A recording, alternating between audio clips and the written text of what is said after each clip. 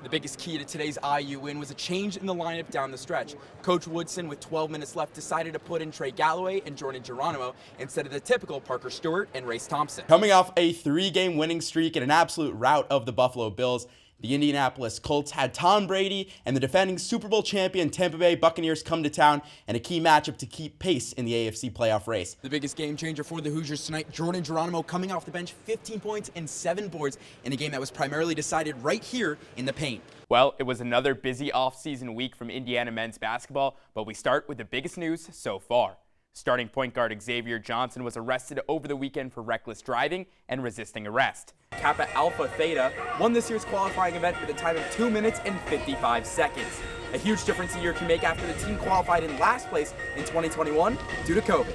Without Trey Galloway, Rob Finney, and Christian Lander, the Indiana point guard depth is going to continue to be tested. With 4 games remaining in the regular season, Indiana's going to have to heavily rely on guys like Tamar Bates, Miller Kopp, and Xavier Johnson to carry the load. Blitz shock, looking to chase it down, crosses it in the middle, finds Levy. Levy off her head, and the shot, and that's a goal. Jordan Levy with a spectacular goal, and Indiana just like that leads 2-1. If Indiana has any hopes of getting to the March Madness tournament, the Hoosiers have to find ways to put up points with their second unit, especially after a 10-point performance from the bench tonight. Jack Tuttle got the start. He finds Peyton Hendershot for the 7-yard touchdown.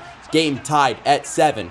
But like the weather, this got ugly early in Bloomington. Buckeyes having their way at the Rock. First, it's Travion Henderson scampering in for the 21-yard score. Ohio State back in front. Well, if Indiana has any shot at getting the upset win against Michigan, the Hoosiers defense has got to find ways to stop Michigan star Hunter Dickinson after a 25-point performance the last time these two teams faced off. Not only that, but IU needs a repeat scoring performance from forward Miller Kopp and one of Parker Stewart, Rob Finney, or Tamar Bates to step up in the clutch. Xavier Johnson gonna do it himself. A stellar night for him. Drives in the lane, lays it in. High fives fans. In the end, one is good.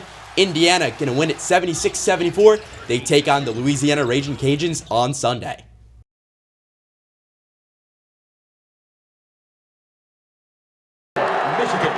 After going down as many as 17 points, Indiana believed it could and executed a second-half comeback to beat Michigan for the first time since 2016.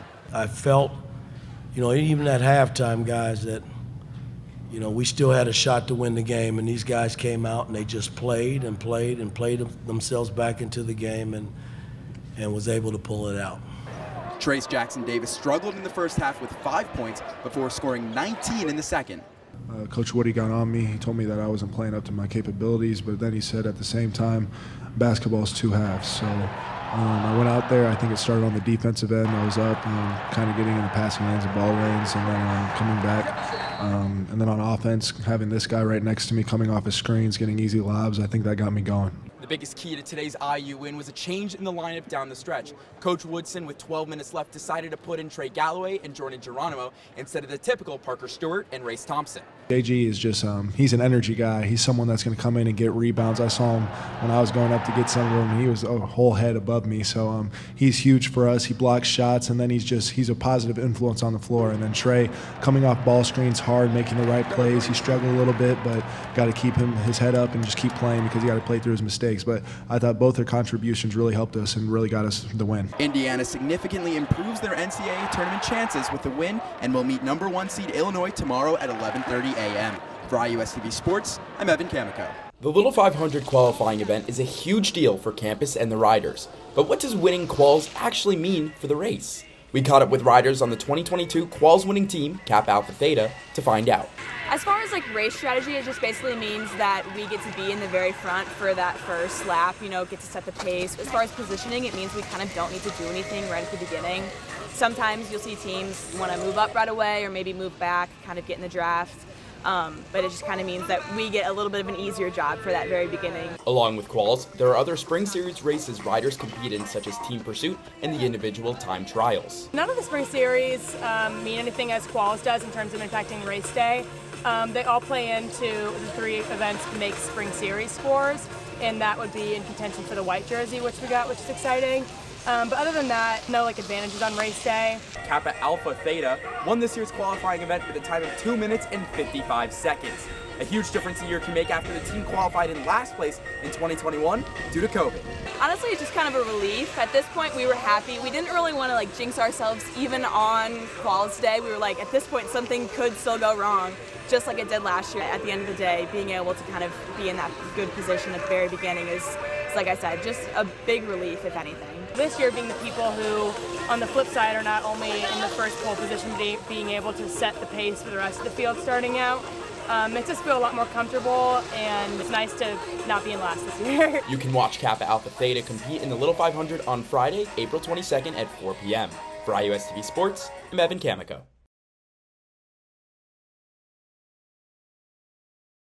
A big day for Indiana athletics as we have breaking news out of Indiana basketball. I'm Evan Kamikow. Head coach Mike Woodson announced the departure of assistant coach and former IU basketball player Dane Fife. In a statement, Woodson said, "I am committed to doing what I believe is best for the continued growth of our men's basketball program. Ultimately, I believe that the fit must be right with the coaching staff, and I've decided to change is necessary." Now, what could have sparked the change? Your guess is just as good as mine. But Dane Fife will no longer be coaching at Indiana University in the fall. The other big news to come out of IU basketball is the announcement of former five-star point guard Christian Lander entering his name into the transfer portal. Lander saw action in 13 games this season, averaging 2.9 points per game and 9.1 minutes played. Lander reclassified to come to Indiana early to play under former head coach Archie Miller and will now look for another team for the 2022-2023 season. Follow along with myself and Evan Kamikow for all the latest IU basketball offseason news for iUS TV Sports. Well, it was another busy offseason week from Indiana men's basketball, but we start with the biggest news so far. Starting point guard Xavier Johnson was arrested over the weekend for reckless driving and resisting arrest. Johnson was behind the wheel Saturday night and was caught traveling at 90 miles per hour on North Walnut Street. Fellow starter Parker Stewart was also in the car with Johnson, but not involved. Johnson, who averaged 12.1 points per game and 5.1 assists per game for IU this season, will face charges that are a Class 6 felony for resisting law enforcement and a Class C misdemeanor for reckless driving. No comment has been made by Coach Woodson yet, but IU Athletics stated that they will continue to gather facts, cooperate with, and monitor the legal process. In other news, former Associate Athletic Director for men's basketball Thad Matto will leave the IU program to take over as head coach at Butler University. It is rumored that former Hoosier assistant Dane Fife will join his staff at Butler. Congrats to Coach Matto. To the high school ranks, where Kwame Evans Jr. announced his final 5 schools, including Indiana. The power forward and number 2 overall recruit in the class of 2023 out of Montverde Academy's final list also includes Oregon, Auburn, Kentucky, and UCLA. Evans Jr.'s decision is coming in the near future. And finally, congrats to Evans Jr. and IU signee Jalen Hood-Schifino on winning a second straight Geico National Championship at Montverde Academy in Florida. Hood-Schifino and the Hoosiers are ranked 21 in ESPN's Way Too Early 2022-2023 college basketball rankings. Continuing following along with myself and Evan Kamikow for all the latest IU men's basketball offseason news. Back to you guys at the desk.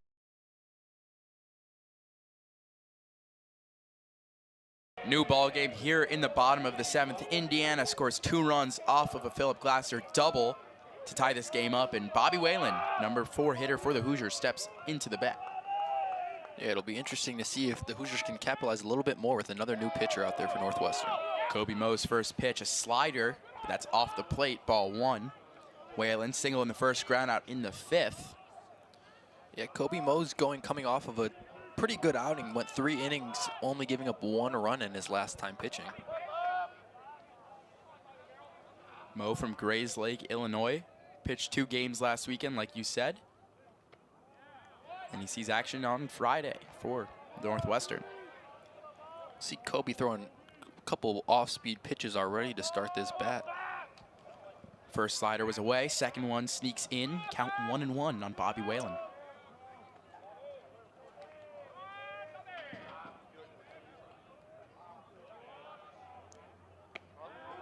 Fastball there at 87.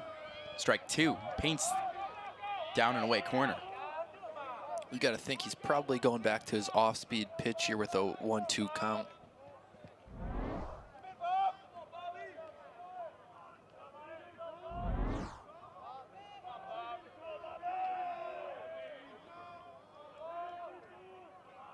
Northwestern got some more action in the bullpen. Number 55 as that ball is fouled out of play. Almost hits our cameraman. Hope he's all right. Gives 2 thumbs up. He's all right. Like we said, 55, Reed Smith from Cypress, Texas, warming up in the bullpen right now for the Wildcats.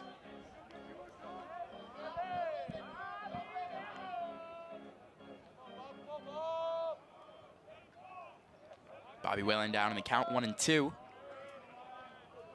Runner on second is Philip Glasser. A lot of speed there. Base hit could give Indiana the lead. Kobe Moe is going to check in on him. Fans calling for a balk. The fans, the experts of the game.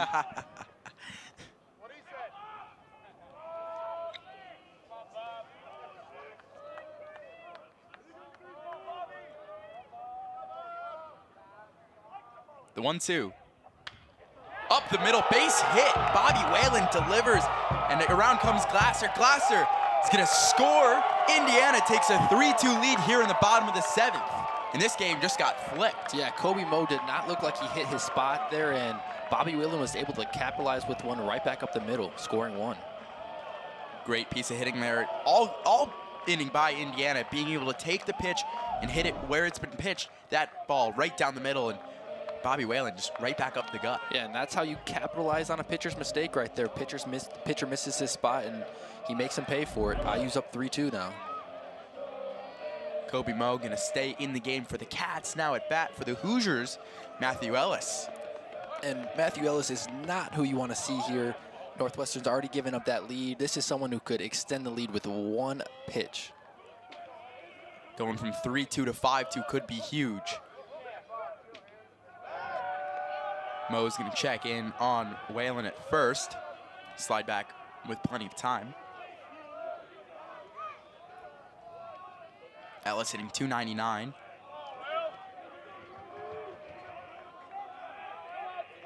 Doesn't have a hit today, has a hit by pitch and a walk. That's gonna be a ball outside. 1-0 the count. It'll be interesting to see what Kobe Moe does here. Does he stick with the off-speed pitch like he has so far in the inning that IU was able to capitalize on? We'll see. The Hoosiers also don't have to worry about being shut out, like we said at the top of the inning. Yeah, exactly. All it took was the stretch and hearing those IU fans sing. Mm-hmm. And that's going to be a wild pitch getting past Santini. Whalen's going to make a hard turn at second, but he's going to stay there. Matthew Ellis now with a runner in scoring position. Could be looking to get a 3-walk game here, which doesn't show up much on the stat book, but huge day to get on base 3 times. Ellis with a 2-0 count. And they're gonna intentionally walk him. Ellis is gonna go right to first on a free pass. Northwestern just doesn't want to face him. Now, as a batter coming up after the batter before you was intentionally walked, what's kind of your mindset going into that? If it's me, I want to hit the ball as far as I can and prove to them that, well, you should have faced him because I'm just as good as Ellis. And Yeah, we'll see. exactly. I mean, Tibbetts, 2 Ks in his last 2 at-bats, but did have a walk in the first. And we have seen the power from Brock, 301 hitter this season, 6 home runs. So really interesting decision by Josh Reynolds to put Ellis on first base.